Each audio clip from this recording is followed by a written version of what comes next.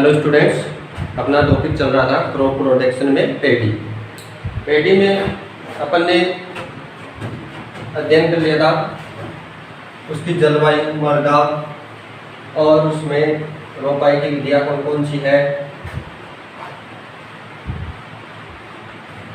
और उसकी किस्में और पडलिंग क्या है। पडलिंग है खेत में 5 सेंटीमीटर तक पानी भर करके पडलर की सहायता से मृदा को लेह युक्त बना लिया जाता है। क्या लिया जाता है? लेह युक्त बना लिया जाता है। अब आती है अपनी बुसनिंग की क्रिया।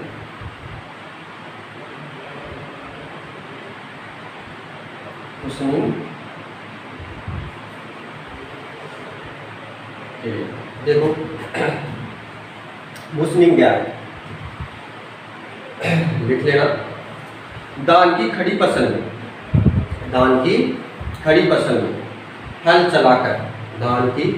में हल चलाकर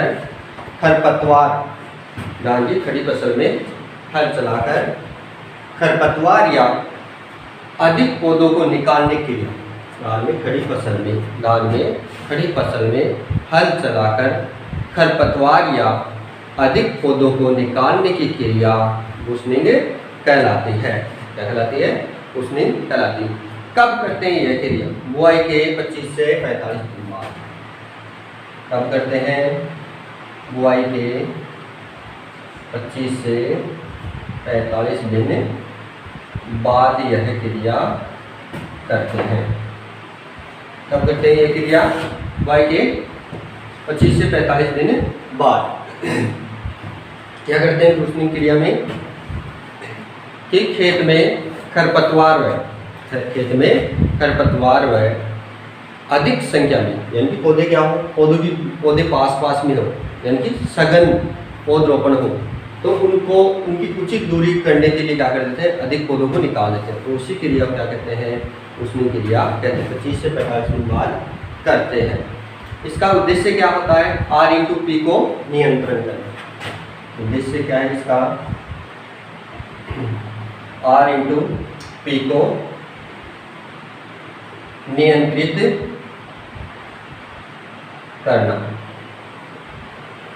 रो इंटू प्लांट यानी कतार और पौधे की दूरी को नियंत्रित करना। ज्यादा पौधे हो तो उनको निकाल देना। खरपतवार आगे क्या आते हैं अपने? खरपतवार। धान की फसल में कौन कौन से खरपतवार है? देखो, वीड कौन कौन से हैं? तो खरपतवार में देखो, जंगली धान और सावा। एक तो कौन सा होता है? जंगली धान, और एक कौन सा होता है? सावा। एक कौन सा होता है? सावा। जंगली धान और सावा, पौधों और जंगली धान। खरपतवारनाशी कौन सा काम में लेते हैं? प्रोपेनिल।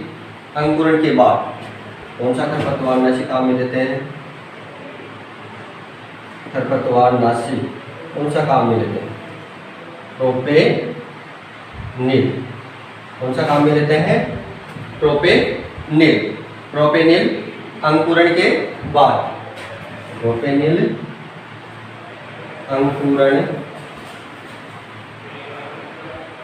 बाद। अंकुरण के बाद 3 kg प्रति हेक्टर काम में लेते हैं। खरपतवारनाशी कौन सा काम में? प्रोपेनिल। दान में प्रोपेनिल। एक लेते हैं ब्यूटाक्लोर। एक कौन सा लेते हैं? ब्यूटाक्लोर। कौन सा काम में लेते हैं? ब्यूटाक्लोर इसे क्या बोलते हैं? यहाँ पर नाम नीचे। ये कितना काम में लेते हैं? ये भी 2 से 3 kg। कितना काम में लेते हैं? 2 से 3 kg प्रति हेक्टर। 2 से 3 kg प्रति हेक्टर। 2 से 3 kg प्रति हेक्टर काम में लेते हैं। एक लेते हैं बेंथियोकार्ब।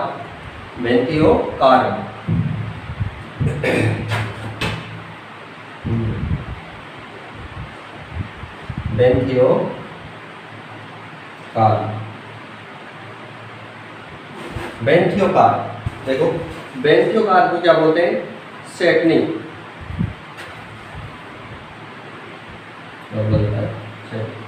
अंकुरण से पूर्व, अंकुरण से पूर्व। कब काम में लेते हैं? अंकुरण से पूर्व। बेंथियोकार अंकुरण से पूर्व 2 kg प्रति, कितना काम में लेते हैं? ये 2 kg प्रति हेक्टर, 2 kg प्रति हेक्टर काम में लेते हैं। ठीक है। खरपतवार कौन कौन से हैं? जैसे जंगली दान है, सावा, कोंदो, ये काम ये आते हैं। खरपतवार नाशी अंकुरण के बाद प्रोपेनिल और 3 kg प्रति हेक्टर। ब्यूटाक्लोर, मिचेटी 2 से 3 kg प्रति हेक्टर। बेंथियोकार सेटनिंग अंकुरण से पूर्व 2 kg प्रति हेक्टर काम में लेते हैं। अब आते थे कीट। क्या जाते हैं? अपने कीट नोट कर लेना इनको। तो क्या आते हैं? कीट। देखो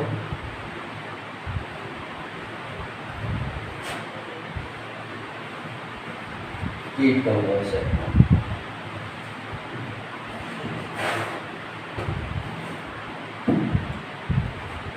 धान का पीला तना छेदक,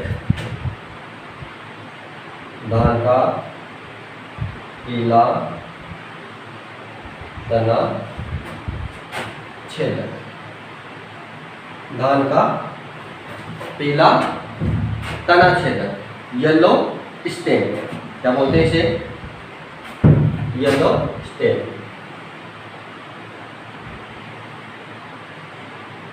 येलो स्टेम, धान का पीला तना छेदक। क्या है ये? कीट है, इंसेक्ट, जो धान की फसल में लगते हैं। क्या है? कीट है। यह धान का एकल बक्सी प्रमुख कीट है। धान का क्या है ये? यह है धान का एकल बक्सी प्रमुख कीट है। यह धान का एकल बक्सी प्रमुख कीट है। इस कीट से क्या होते हैं? बासमती किस्म सर्वाधिक प्रभावित है। कौन सी किस्म? बासमती किस्म सर्वाधिक प्रभावित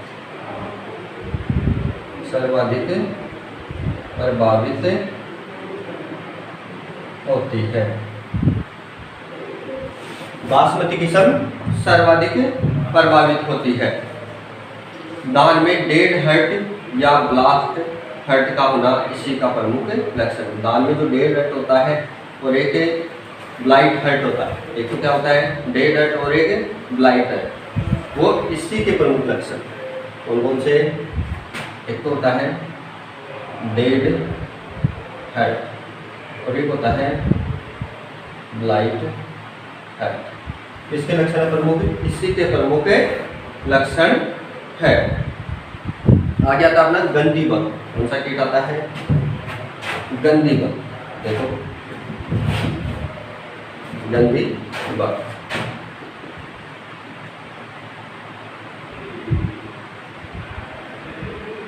गंदी बग, धान का गंदी बग।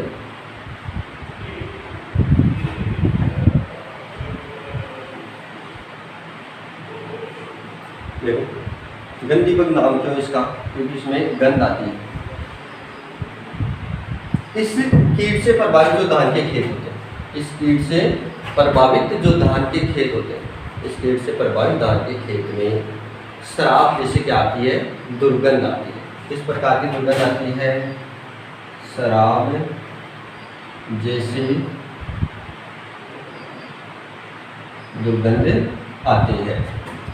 गंदी बग कीट से प्रभावित धान के खेत में शराब जैसी क्या आती है?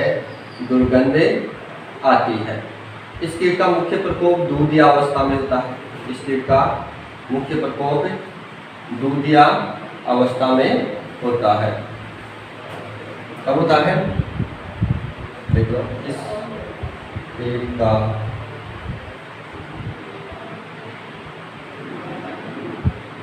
प्रमुख तत्वों को दूधिया अवस्था में होता है, उसके का प्रमुख तत्व किसमें होता है? दूधिया अवस्था में, क्योंकि दाने नहीं बनते, फलियों में क्या नहीं बनते हैं? दाने नहीं बन पाते, इसी कारण से दाने नहीं बनते हैं। आगे देखो रोग, आगे क्या जाते हैं? रोग।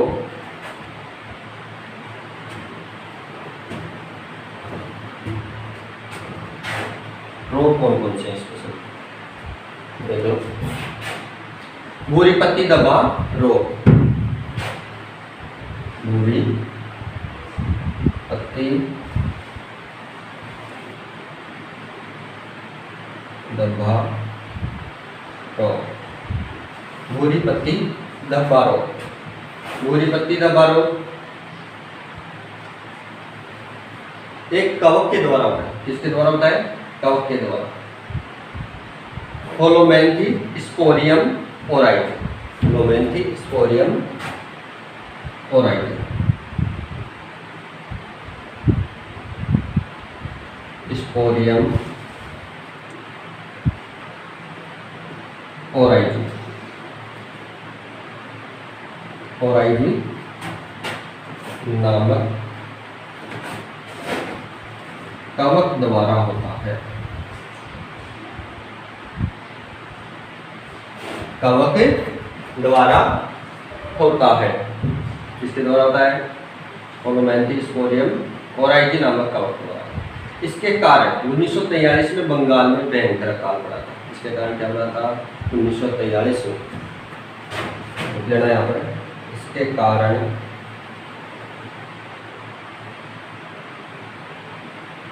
1943 में बंगाल में भयंकर अकाल पड़ा। किसके कारण? इस भूरी पत्ती धब्बा रोग के कारण। इसलिए इसे बंगाल का आतंक भी कहते हैं। इसलिए इसे क्या कहते हैं? बंगाल का आतंक भी कहते हैं। इसलिए इसे बंगाल का आतंक भी कहते हैं। इसका आतंक कहते हैं? बंगाल का आतंक भी कहते हैं। अगला जो रोग आता है अपना, वो आता है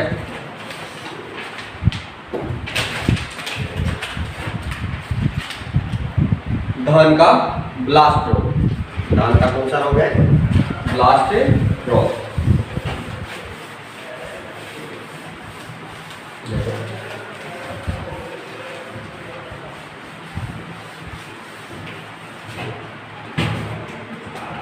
धान का ब्लास्ट रोग।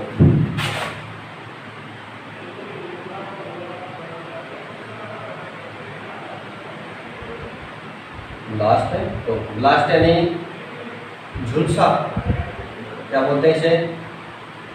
मतलब झुलस जाते हैं। ब्लास्ट है, ब्लास्ट हो जाता है जब आग की तरह क्या हो जाते हैं? पत्तियां झुलस जाती है। देखो ये होता है पायरिकुलेरिया ओराइजी नामक कवक, जिसके द्वारा होता है ये पायरिकुलेरिया ओराइजी नामक कवक द्वारा। इसके द्वारा होता है पायरिकुलेरिया ओराइजी नामक कवक द्वारा होता है। फिर आता है जीवाणु पत्ती झुलसा। कौन सा आता है? जीवाणु पत्ती झुलसा रोग। जीवाणु पत्ती झुलसा रोग ये किसके द्वारा होता है? Xanthomonas oryzae, Xanthomonas oryzae, Xanthomonas मोलास और IG।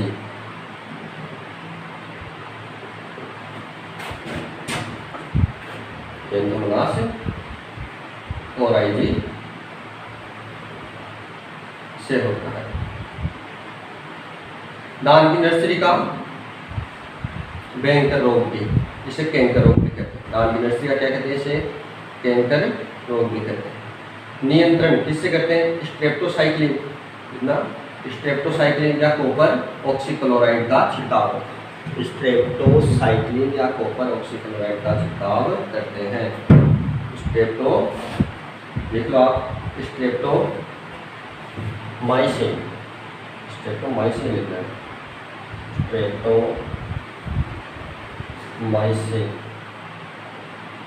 स्ट्रेप्टोमाइसिन या कॉपर ऑक्सीक्लोराइड, या कौन सा? कॉपर ऑक्सीक्लोराइड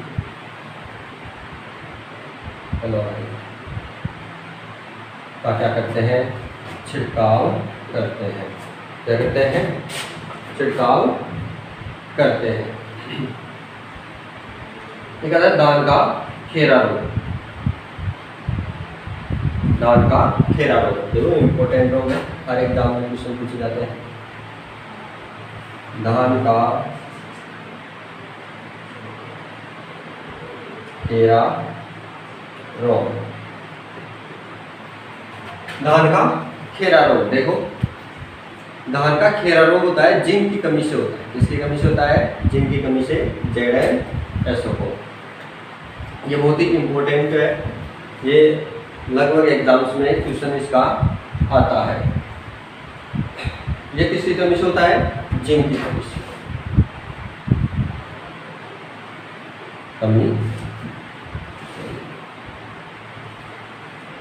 कमी से, इसकी कमी से, जिंक की कमी से। भारत में सर्वप्रथम 1966 में YL नेने नामक वैज्ञानिक, भारत में सर्वप्रथम इसने देखा 1966 में YL नेने नामक वैज्ञानिक ने पंतनगर में इसकी खोज की। भारत में सर्वप्रथम 1966, भारत में सर्वप्रथम 1966 में YL नेने नामक वैज्ञानिक ने पंतनगर में इसकी खोज की। नियंत्रण क्या है इसका? ZnSO4 25 kg प्रति हेक्टर। नियंत्रण ZnSO4 कितना kg? 25 kg प्रति हेक्टर। छिड़काव करना हो तो 0.5 से 1% क्या करना चाहिए? छिड़काव करना चाहिए। क्या करना चाहिए? छिड़काव करना चाहिए। इसका सर्वाधिक प्रकोप धान की नर्सरी में होता है। कहाँ पर होता है इसका प्रकोप ज्यादा? धान की नर्सरी में।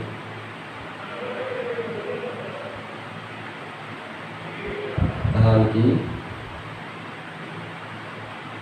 नर्सरी प्रकोप कहाँ पर होता है?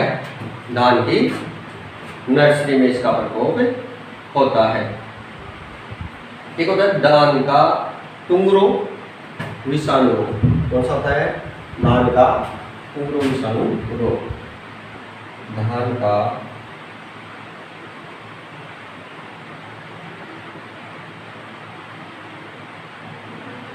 टुंगरो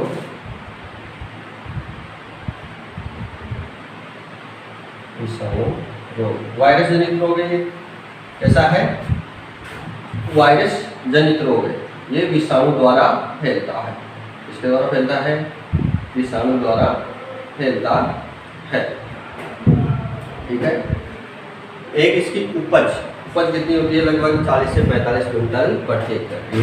उपज कितनी प्राप्त होती है? उपज होती है 40 से 45 क्विंटल प्रति हेक्टेयर उपज प्राप्त होती है। प्रति हेक्टेयर क्या होती है? उपज प्राप्त होती है। ठीक है। ये अपना वन की फसल दी हमने। इसमें आपको एक तो डेपोक विधि का ध्यान रखना है, एक तो इसका ध्यान रखना है। तो डेपोक विधि थी ना, नर्सरी तैयार करने की विधि, डेपोक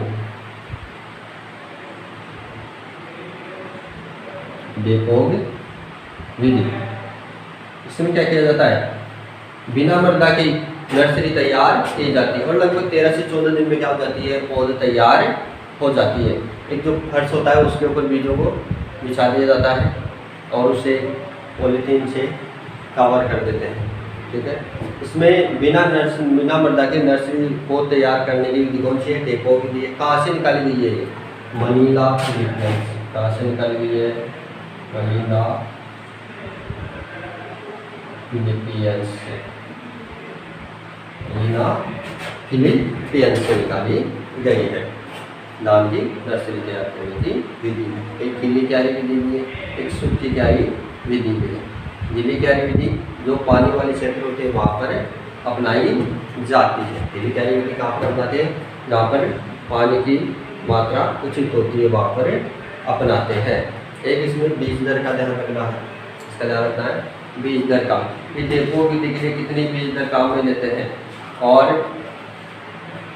छिटकवा विधि है उसमें कितनी, छिटकवा विधि में 100 kg प्रति एकड़ और सीड ड्रिल 60 kg प्रति एकड़ और संकर धान विधि देते 15 kg और डेपोक विधि में 1.5 से 3 kg प्रति मीटर स्क्वायर, 1.5 से 3 kg प्रति मीटर स्क्वायर है, ना कि प्रति हेक्टर है। प्रति एकड़ कितने में, 75 से 90 kg प्रति एकड़, 75 से 90 kg प्रति हेक्टर, कितनी हो जाएगी, 90 kg प्रति हेक्टर, ठीक है। ये आपको नोट करना है और याद भी करना है इसको। Okay, thank you.